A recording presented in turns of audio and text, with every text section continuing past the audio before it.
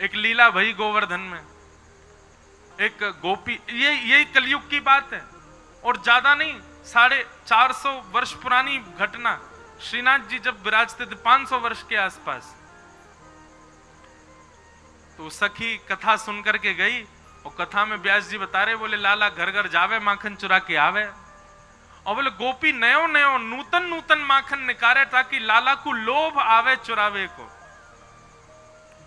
तो वो गोपी अपने घर गई, घर जाकर के वहां माखन मथो, और वो माखन मथते समय हमेशा तो यूं सोचती लाला मेरो खावेगो, मेरो पति खावेगो, मेरी सास खावेगी, सबके काजे माखन निकालूं, घी बनाऊंगी। लेकिन आज वो दही मथते मथते मन में विचार कहा कर रही है, काश मेरे यहाँ को निकरो भयो माखन कभी श्रीनाथ जी पावे, और मैं जाकर के नहीं पवाऊं, वो मेरे घर आके पावे। सुबह ने कहा कियो, मक्खन निकाल करके मटकी में भर के, और मन में विचार करने लगी, बोले अब उनको कहा पता होगी कि मेरे घर मक्खन निकोए, इतना बड़ा संसार, वो तो सबको ध्यान रखें, उनको कहा पता होगी कि मेरे घर में मक्खन धरो है। कोई बात ना, मैं ही बता के आऊं। मक्खन की मटकी संग में लेकर के गई और श्रीनाथ जी के मंदिर में खड़े है के सब तो दर्शन कर रहे हैं, और वो दूर से मक्खन के ऊपर की मटकी को भाग हटाए के ऐसे ठाकुर जी को दिखा रही है, लाला धौरी गैया के दूध को जमाए करके दही बनाए और वाकू मत करके बढ़िया मक्खन निकारो मैंने, आहा ऐसी सुगंधी आ रही है, कोई को ना दूंगी मैं, तेरे काजे निकारो है, तू आजा घर पे आके या कुछ चोरी कर ले जा, मैं कोई सो ना कहूंगी, तू बस चोरी कर ले जा। और ठाकुर जी को दिखा रही है दूर से मटकी। एक दिन है गयो, ठाकुर जी नहीं आए, दूसरे दिन फिर पहुंच गई, फिर दिखावे ठाकुर जी फिर भी नहीं आए। अब तो वह को नियम बन गया, रोज मक्खन निकारे, और बोली मैं हूं देखूं कब तक नहीं आवे को, रोज पहुंच जाए और ठाकुर जी को मक्खन दिखावे। महाराज कल गुरु जी आए ना हमारे, बता रहे एक बात, ठाकुर जी के लार टपकन लगी होठन में से वाक्य मक्खन को देख करके। और वही समय सामने, अब श्रीनाथ जी तो बिल्कुल मूर्तिमंत है कि खड़े हैं, सब दर्शनार्थी दर्शन कर रहे हैं, सामने कीर्तन गा रहे थे श्री कुम्भन दास जी। तो कुम्भन दास जी भी होंगे यहाँ पे, कहाँ हैं? वो सब तो कोने में भैया, दिखाई दियो कहीं से दिख जाए तो। कुम्भन दास जी, लाला पता हो तो कौन से? वो भैया कैमरा वाले, कौन से कुम्भन दास जी? वो हैं कोने वाले सबते, बूढ़े बुजुर्ग से बेचारे। ये कुम्भन दास जी कीर्तन गा रहे, और कीर्तन गाते गाते नहीं दिख रहे, ऊपर ते ले ले भैया, सबन को दिखाए दे बड़ी स्क्रीन में। अब यहां देखो सब लोग, जब देखें तब देखिए उन्हें। तो कुम्भन दास जी कीर्तन गा रहे, और कीर्तन गाते गाते कहा देखो ठाकुर जी के लार टपक रही है यहाँ पे, और लार टपकती देख के श्री कुम्भन दास जी मन में सोचने लगे, हो जय जय को कछु भोजन को मन कर रो दिखे। तो ठाकुर जी इन अष्ट सखाओं से बात करते थे। तो जैसे पर्दा आयो, कुम्भन दास जी पर्दा के भीतर झांक के बोले, जय जय कहा भयो, कैसे लार निकल रही है? तो ठाकुर जी बोले, एक गोपी आवे, रोज आवे, और रोज मटका में मक्खन लेके आवे, दूर से मुंह दिखावे, और मुंह को लोभ दे के जावे, तो या को पाके जा, या को पाके जा। दिखे कुम्भन दास? हाँ भैया अब हटाए तो बस दिख गए ना। अब सोचो ये कैसे बूढ़े बुजुर्ग से इनसे ठाकुर जी लीला करते। अब ये पूरी वृत्तांत जो मैं आपको बता रहा हूं ना, यही रास है, इसी को ही रास कहते हैं। हम आप सबन को ठाकुर जी ऐसे ही दिखाई दे रहे हैं, ये रस है, लेकिन कुम्भन दास जी को लार में दिखाई दे रहे हैं, ये रास है। हमारे राधा रमन लाल जी वृंदावन में सबन को ऐसे दिखाई दें तो वो रस है, लेकिन कभी कभी प्रसन्न हो जाए तो उनके दो दांत दिखाई दें, वो रास है, वो रास बिहारी ठाकुर जी हैं। ठाकुर जी अपनी लीला थोड़ी थोड़ी प्रकट करने लग जाएं, वही को रास कह में। तो कुम्भन दास जी बोले, जय जय कहा भयो, कैसे लार निकले? बोले, एक गोपी रोज आवे और मुझको दूर से ही मक्खन दिखावे, यो के लाला आजा मेरे घर आके चोरी कर जा, और बता मुंह को लोभ दे के जा। भाई यो शर्म नहीं आ रही है, मैं परमात्मा मुंह लोभ दे रही है। कुम्भन दास जी बोले, अरे ब्रज के लोग तो बड़े भोरे हुए, जय जय, कोई बात ना है, आप दूर से ही स्वीकार कर ले, दूर से ना मेरी लार यही मारे निकरी, अब तुम खावे कोई मन है रो है। बोले हजारों वर्ष है गए भैया, कृष्ण लीला के बाद चोरी ना करी, मेरा बहुत जोर ते मन है रोए, बाग गोपी के यहाँ चले, चल के चोरी करिया है। कुमनदास जी बोले भगवान बन गए हो अब आप, दूर दूर से लोग दर्शन करवे हमें आपके श्रीनाथ जी रूप में, वहां के यहाँ जाके चोरी करोगे, पता चल गई तो कैसी निंदा होगी। ठाकुर जी बोले निंदा कम है हमारी, दुनिया चोर कह के बुलावे, और कहा निंदा होगी। निंदा की चिंता ना है, मुख तो भैया वह माखन खावे को मन करो। और वह गोपी को भाव इतना बढ़िया लगे, कुंभना तू मेरी जगह खड़े है कि देखेगो तेरे मुंह में लार आ जाएगी, ऐसा बढ़िया मक्खन निकाल के और दूर से दिखावे। कुमनदास जी बोले कहा करना बताओ। बोले रात्रि में जैसी शयन है जाए मंदिर को, सोई तू पीछे खिड़की पे आ जाइयो, और मैं खिड़की से छलांग मार के बाहर आ जाऊंगा, तेरे कंधा पे बैठ के फिर दोनों चलेंगे चोरी करके आवेंगे। कुमनदास जी बोले बड़ो बूढ़ो आदमी में मुंह पे चलो फिरो जाए ना है, आपको लेके कंधा पे कहां जाऊंगा मैं। ठाकुर जी बोले कुंभना तू बस एक बात, एक सूत्र अपना ले। बोले कहा शीघ्रता रखियो, बस देरी मत करियो, विलंब मत करियो, और जैसो मैं कहूं वैसो कर तो चलियो, बाकी सब मैं संभाल लूंगा, तू बस ले चल मुझे। रात्रि में मंदिर कपाट बंद है गए, शयन है गए, सब दर्शनार्थी अपने अपने घर चले गए, मंदिर के सेवायत सब चले गए। वास में कुंभनदास जी मंदिर के पीछे खिड़की पर जाके खड़े भये और शयन के वस्त्र धारण किए, थोड़ी छोटी सी पाग पहन रखी है, गले में 2 माल धारण कर रखी हैं, बढ़िया गुलाब को इत्र लगा रखो, पीतांबरी पहनी। श्रीनाथ जी ने अपने मूर्तिमंत रूप को सचल बना लियो, हाथ पांव सब सीधे गए ठाकुर जी के, और खिड़की से ऐसे निकल करके बाहर आए, कुंभनदास के कंधा पे बैठ गए, दोनों पांव लटका लिए और सिर पकड़ करके ठाकुर जी ऊपर बैठ गए। अब तो छवि देखो कितनी सुंदर। अब ठाकुर जी कह रहे हैं कुंभना हाँ यहाँ से सीधो चल, आगे पोखर आएगी बातें दाएं को मुड़ जाइयो, फिर वहां आगे तो बाएं को मुड़ जाइयो। कुंभनदास जी तुम कब हुआ है वाकई यहाँ? बोले मैं गयो ना हूं, वो गोपी रोज आके मुंह को बता के जावे कि मां मेरो घर है, आ जाइयो लाला। कुंभनदास जी के नेत्रों में आंसू आ जाते, आहा कितने बड़भाग, ये लीला मेरे साथ घट रही है, मुझे अनुभव हो रहा है, कितना कितना सुख है मेरे लिए।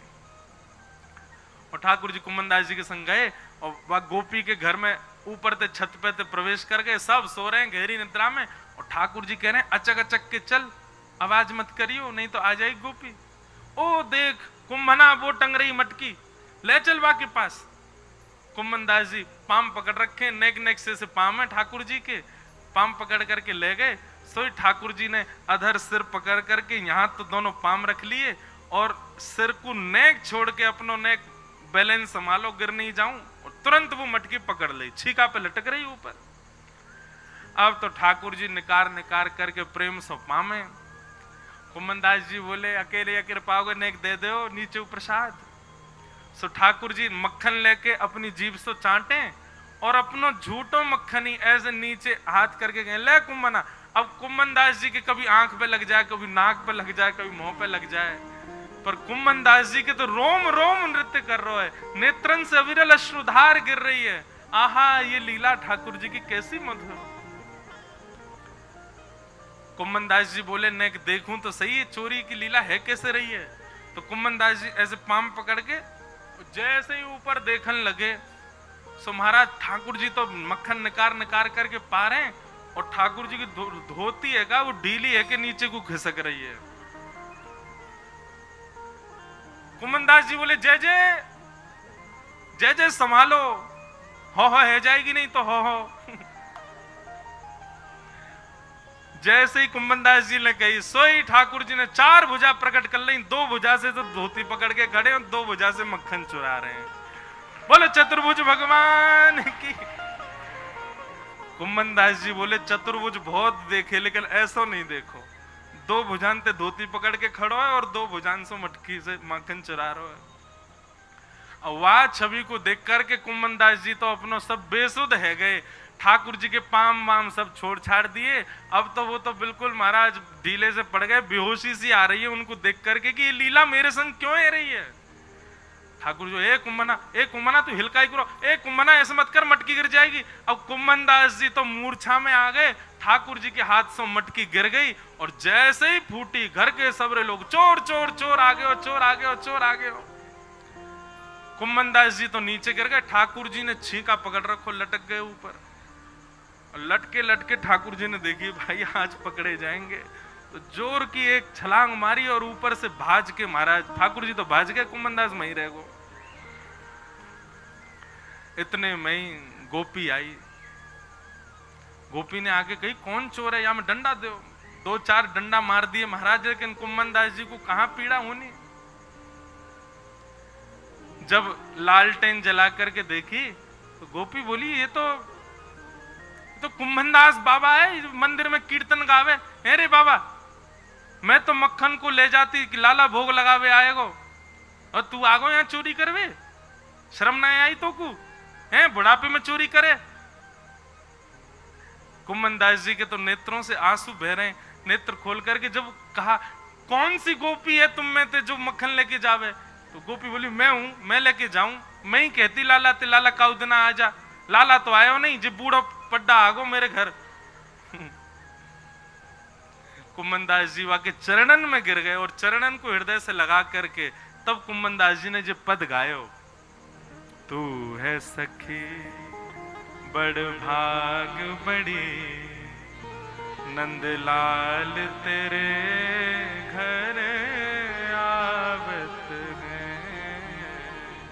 तू है सखी बड़ भाग बड़े, सब लोग गाओ, नंदलाल तेरे घर आवत है। ये रास है, इसको रास कहते हैं, नृत्य को रास नहीं कहते। तू अपनो श्रृंगार करत है, तू अपनो श्रृंगार करत है। ये दर्पण हाथ दिखावत है, ये दर्पण हाथ दिखावत है। तू है सखी बड़ भाग बड़ी, गोपाल तेरे घर आवत है। तू है सखी बड़ भाग बड़े, गोपाल तेरे घर आवत है। निज कर गूथ सुमन के गजरा, निज कर गूथ सुमन के गजरा। ये अपने ही हाथ पहरावत है, ये अपने ही हाथ पहरावत है। तू है सखी बड़ भाग बड़े, गोपाल तेरे घर आवत है। तू है सखी बड़ भाग बड़े, गोपाल तेरे घर। अरे सखी मैं ना आया हूं तेरे घर चोरी करवे, जाकू तू लोभ दे के आई वही आया हूं मेरे संग में। गोपी बोली सांची कहो बाबा, बोले सांची कह रहा हूं। अरे भैया मैंने दुनिया ते उनके यश सुने पर उनते तेरो यश सुनो। तू कैसे दही मत है, कैसे मक्खन को भरे, कैसे लेकर के जावे, और तू कैसे कैसे अपने घर को पूरा मार्ग बतावे, वो सब ठाकुर जी अपने मुख से मुख को सुना रहे।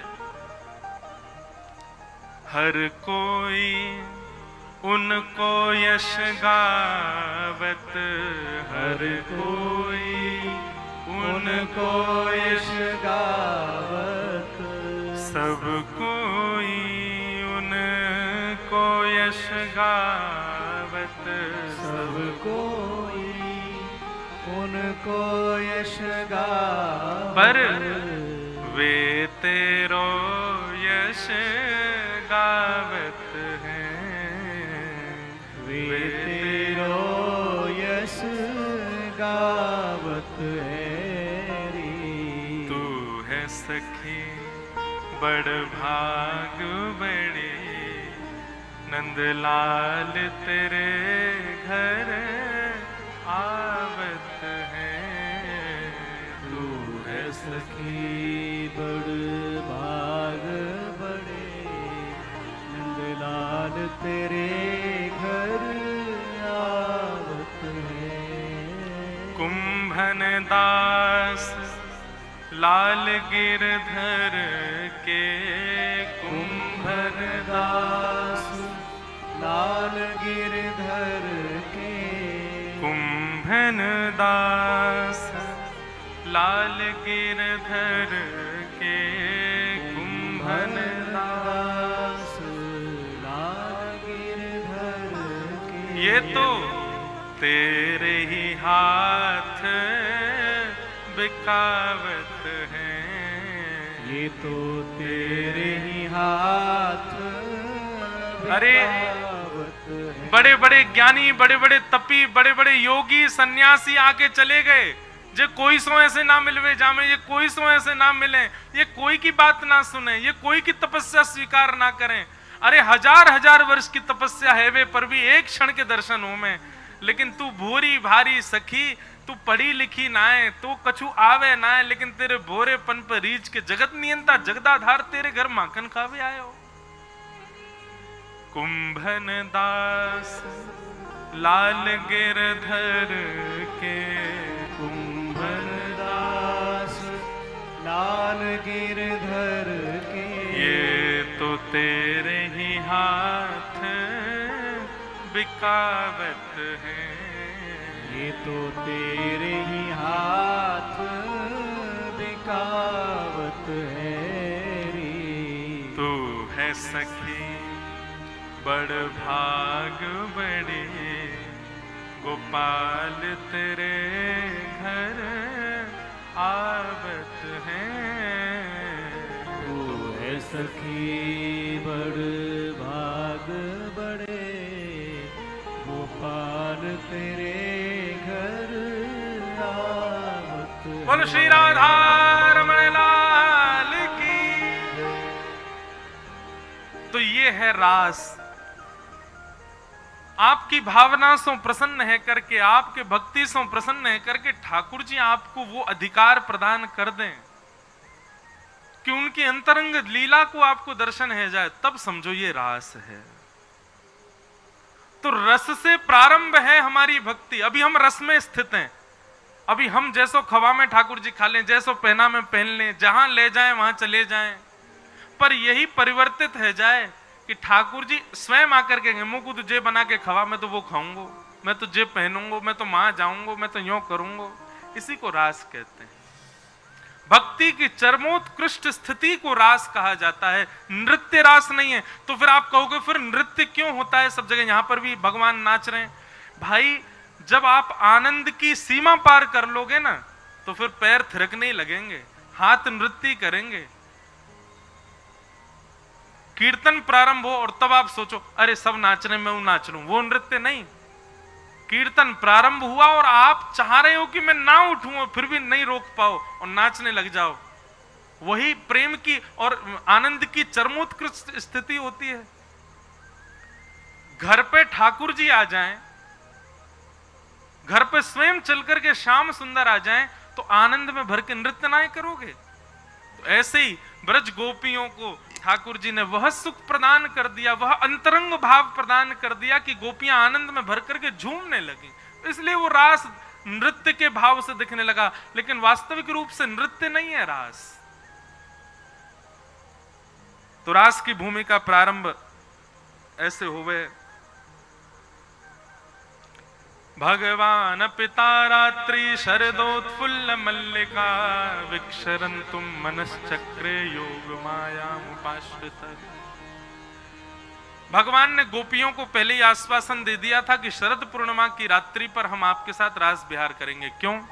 क्योंकि ये गोपियां कात्यायनी पूजन के लिए जाती थीं, यमुना स्नान के लिए जाती थीं, और यमुना स्नान कात्यायनी पूजन में फल रूप में भगवान को प्रियतम रूप में मांगती थीं। गोपियों की अवस्था कितनी है? बोले छोटी 6 वर्ष से लेकर के और यशोदा मैया की उम्र तक की सबरी गोपी हैं। कोई एज लिमिट नहीं है, बाउंडेशन नहीं है। छोटी से छोटी गोपी और बड़ी से बड़ी गोपी हैं, और सब ठाकुर जी को एक ही रूप में देखती हैं। क्या? प्रियतम हैं। अरे बड़ी बूढ़ी गोपी जाकू 2 गोपी कंधा दे के लेके आ रही हैं, वो भी ठाकुर जी को प्रियतम रूप में देख रही है। ऐसा ठाकुर जी को स्वरूप है। तो जब चीर हरण कियो भगवान ने, तब भगवान बोले हम सब आपके मन की भावना जाने। तो एक बात आपके मन में कभी आती नहीं, इतनी छोटी गोपी, इतनी बड़ी गोपी, और नेक्स्ट से 6-7 वर्ष के ठाकुर जी को प्रियतम माने। 6-7 वर्ष को बालक अगर यहां बैठो तो वह देखो एक बार, इतने बड़े हैं ठाकुर जी, और उनको कोई प्रियतम कैसे मान सके? 6-7 वर्ष के बालक को तो गोदी में लेके डोलवे को मन करे, वाकु प्रियतम मानवे को मन थोड़ी है सके। लेकिन ठाकुर जी के प्रति प्रियतम बुद्धि प्रकट हो रही है। इसका मतलब क्या है? इसका मतलब ये कि ये गोपियां जानती हैं, न खलु गोपिका नंदनो भवान अखिल देना अंतरात्म दृक्। गोपियां जानती हैं कि ये सामान्य बालक नहीं है, जगत नियंता जगदाधार त्रिलोकी नाथ श्री कृष्ण हैं, ये साक्षात परमेश्वर हैं, और परब्रह्म रूप जानती हैं, इसीलिए उनके प्रति प्रियतम बुद्धि रख रही हैं। वो जानती हैं कि हम जन्म जन्मांतर से इनकी उपासिका हैं।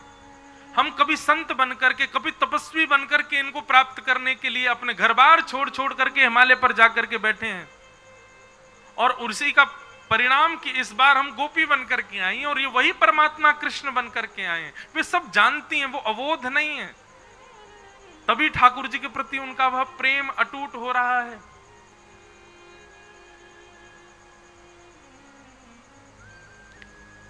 और ये बात उसी समय की नहीं, आज भी ठाकुर जी के दर्शन करके छोटी से छोटी बालिका और बड़े से बड़े बुजुर्ग भी ठाकुर जी को एक ही रूप में देखते हैं। सबको ठाकुर जी अपने प्राण प्रिय प्रियतम ही दिखते हैं। ठाकुर जी का स्वरूप ही ऐसा है।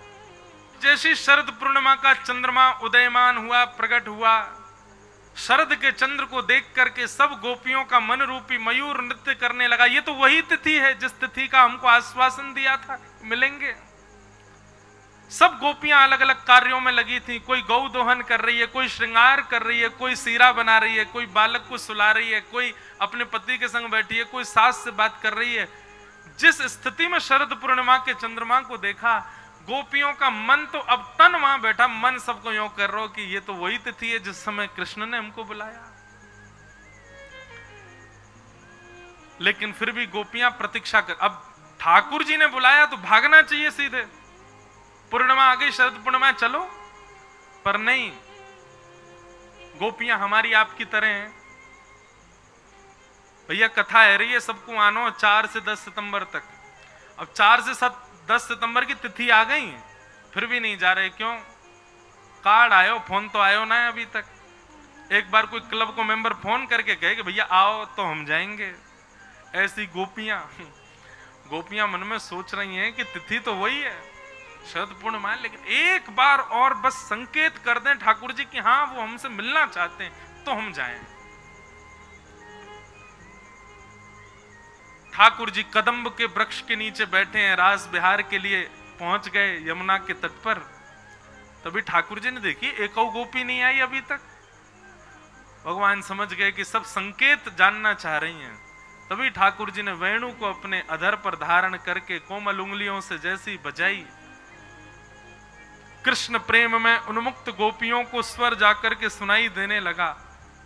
गोपियां जैसे ही स्वर सुनती हैं, अच्छा भागवत जी में ऐसा वर्णन है कि ब्रज के सब लोगों को वंशी सुनाई दे रही है, पर जिनके चित्त में कृष्ण प्रेम नहीं है उनको स्वर सुनाई देता है कि धुन बज रही है, लेकिन जिनके चित्त में कृष्ण प्रेम है उनको शब्द सुनाई देता है। चल रही गोपी क्या कर रही है, मैं तेरी प्रतीक्षा कर रहा हूं, जल्दी आ।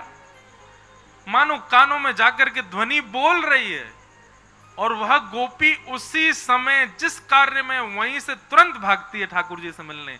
यह भी विचार नहीं कर रही कि मैं जो कार्य में हूं उसको व्यवस्थित तो कर दूं, नहीं, तुरंत दौड़ी है ठाकुर जी से मिलने के लिए। अब यहां पर बहुत विस्तृत वर्णन है उसका।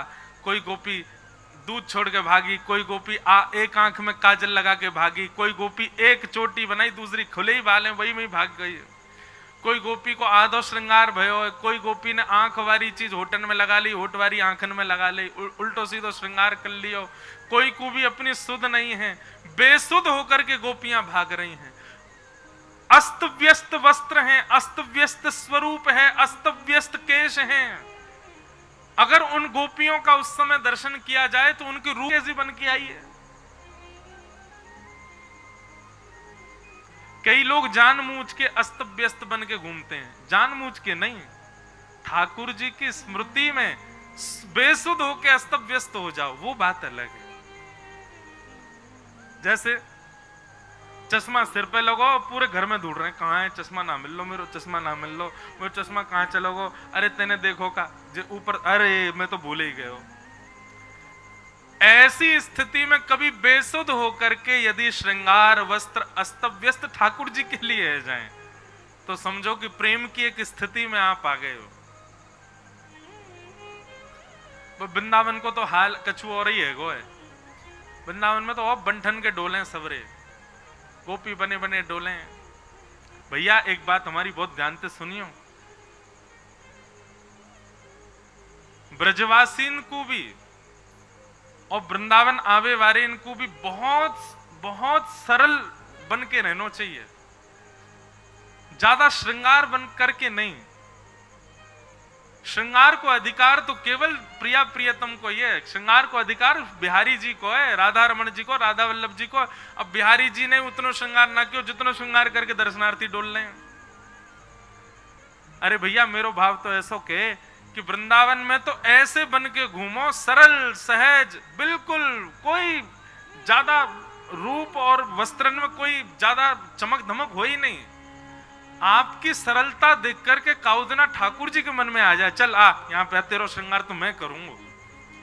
अपनो श्रृंगार अपने हाथ से कायू को करनो है, ठाकुर जी को अधिकार दो ना अपने श्रृंगार को। काउदना ठाकुर जी को दया आ जाए, अरे बेचारो ऐसो ही डोले, चल या को श्रृंगार मैं कर दूं। कौन को कियो पता हो वृंदावन मथुरा में? कुब्जा, कुब्जा को श्रृंगार कियो ठाकुर जी ने। तो भैया श्रृंगार काउदना ठाकुर जी कर जाए। मीराबाई को श्रृंगार कियो ठाकुर जी ने, मीरा चरित्र सुनो। सब गोपियां पहुंच गई अस्त व्यस्त। भगवान ने जैसी वंशी अधर से हटाई। अब बीच में यहां पे परीक्षित जी के मन में प्रश्न आ गया। परीक्षित जी बोलने लगे, हे सुकाचार्य जी, ये सब गोपियां भगवान के पास दौड़ करके गई हैं, ये परब्रह्म को अपना पति कैसे मान सकती हैं? ये परब्रह्म को जो साक्षात परब्रह्म है, साक्षात जगत नियंता जगत, उसके प्रति ये पति भाव कैसे रख सकती हैं, प्रियतम भाव कैसे रख सकती हैं? और ठाकुर जी भी इनसे मिलने के लिए आ गए। तो यहां कहते हैं थोड़ी सी बीच में एक बार ऐसा आता है कि सुखदेव जी थोड़े नाराज हो गए परीक्षित पर, और परीक्षित से बोले, ए परीक्षित, भगवान को गाली देने वाला कंस भगवान को प्राप्त कर ले तब तुम्हारे चित्त में प्रश्न नहीं आता? भगवान को कालकूट विष पिलाने वाली पूतना भगवान से हाथों मर के मुक्ति प्राप्त कर ले तब तुम्हारे चित्त में प्रश्न नहीं आता? भगवान से बैर करने वाले शिशुपाल, दंतवक्र, रावण आदि राक्षस, ये सब मुक्ति को प्राप्त हो जाएं, भगवत प्राप्ति कर लें तो तुम्हारे चित्त में प्रश्न नहीं आता। और वहीं गोपियां प्रेम करती हैं ठाकुर जी से, तुम प्रश्न कर रहे हो। और यहां पर डंके की चोट पर श्री शुकाचार्य जी कहते हैं, केवल गोपियां ठाकुर जी से प्रेम नहीं करते हैं, ये ठाकुर जी भी इन गोपियों को अपना प्रेयसी मानते हैं, प्रेम करते हैं। यहां पर स्पष्ट शब्द है कि मुतादोक्षज प्रिया, ये अदोक्षज भी इनसे प्रेम करते हैं, श्री कृष्ण को भी ये प्रिय हैं। इसलिए इस भाव में तुम्हारे चित्त में प्रश्न नहीं आना चाहिए कि ये प्रेम करके कैसे पा सकते हैं। भगवत प्राप्ति में कोई भी भाव, कोई भी व्यवहार, कोई भी सर्वोपरि है प्रेम भाव। शुकाचार्य जी की बात सुनकर परीक्षित जी शांत हो गए। शुकाचार्य जी ने आगे सुनाना प्रारंभ किया कि भगवान ने वेणु रव जैसे शांत किया, सब गोपियां सामने खड़ी थीं। भगवान ने उन समस्त गोपियों को पूछा, आप सब क्यों आई हो? सब गोपियां अलग अलग उदाहरण देने लगी। भगवान ने 10 श्लोकों में यह कहा, वापस चली जाओ, अपने पति, परिवार और पतिव्रता नारी का धर्म क्या होता है सब समझाने लगे। लेकिन कोई भी गोपी वापस नहीं गई। गोपियों ने बल्कि 11 श्लोकों में भगवान को उत्तर दिया कि हम वापस क्यों नहीं जाएंगे। इसी को प्रणय गीत कहते हैं, बहुत सुंदर है।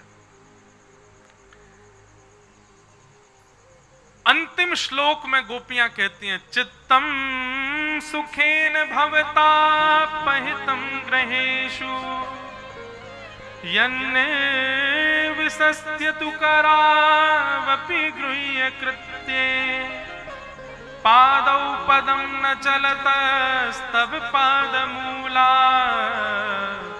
यामः कथं व्रजमथो करवाम किंबा। बहुत ध्यान से सुनो। गोपियां कह रही हैं, नाथ हम वापस चली जाएंगी, लेकिन हमारी एक वस्तु आपके पास है, वो हमको वापस करो। भगवान बोले, मेरे पास क्या है आपका? बोले, चित्तम सुखेन भवता पहितम ग्रहेषु, हमारा मन आपके पास है, वो मन हमको वापस कर दो, हम वापस चली जाएंगे। जैसे ये बात कही कि मन आपके पास है, ये बात सुनते ही ठाकुर जी तो आनंद में भर गए।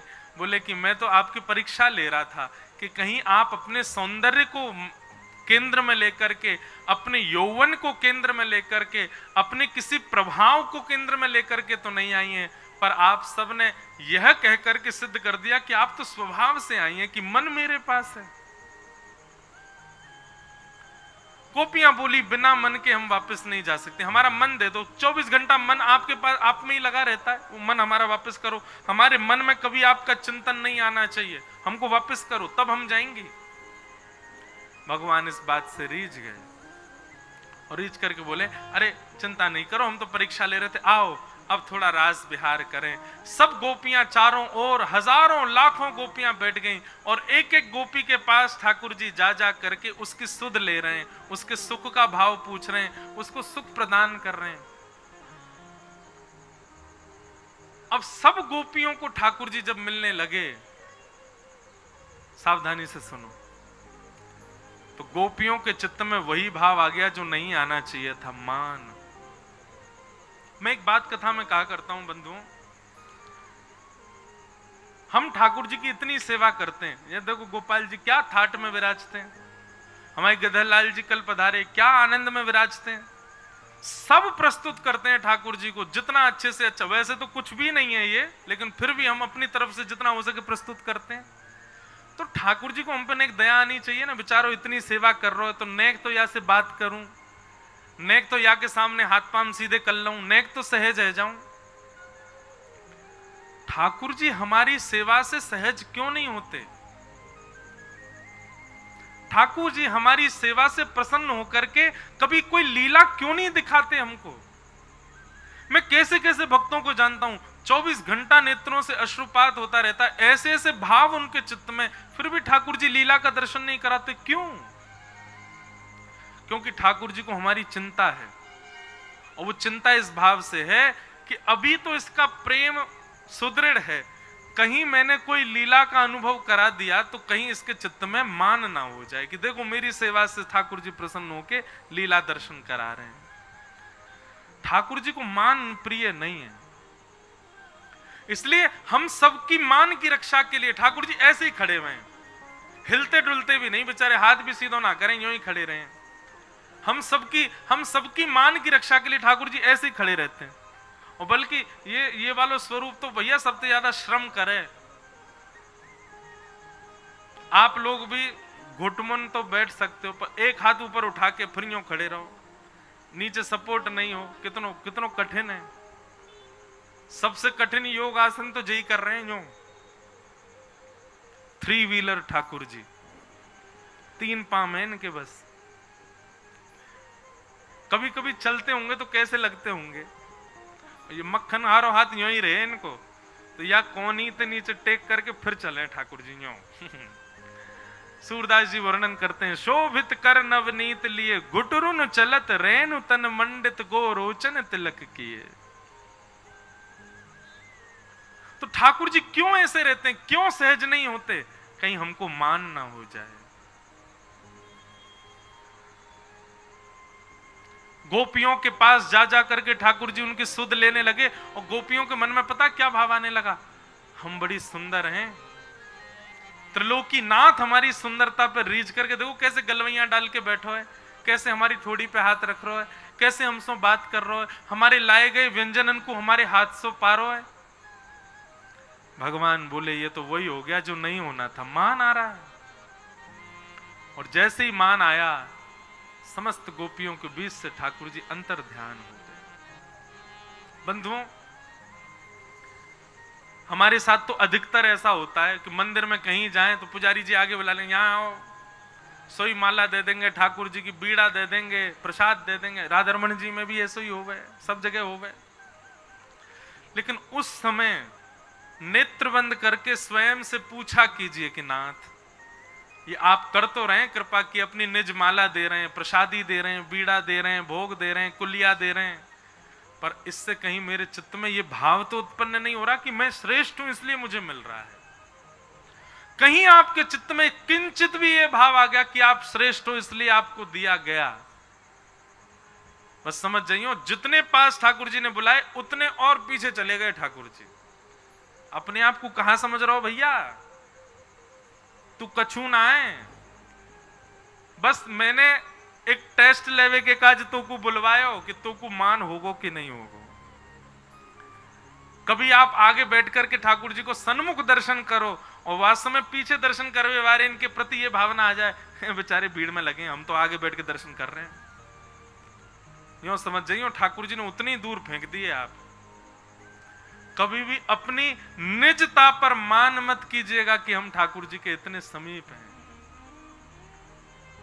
बहुत अनुग्रह करते हैं ठाकुर जी, तब थोड़ा सामीप्य प्रदान करते हैं, उस पर कभी मान मत कीजिएगा। आपकी योग्यता नहीं थी उसकी, बस लाल जी ने आपकी परीक्षा के लिए निजता देख करके देखा कि अपनों बनाने योग्य है कि नहीं। हमारे साथ तो लगभग मंदिरों में होता है, कई बार मन में ये भावना आती है कि हे ठाकुर जी, कभी मन में ये बात नहीं आ जाए कि हम कुछ हैं इसलिए आप कहीं भी मंदिर में जाएं तो आप समीप बुला लेते हैं।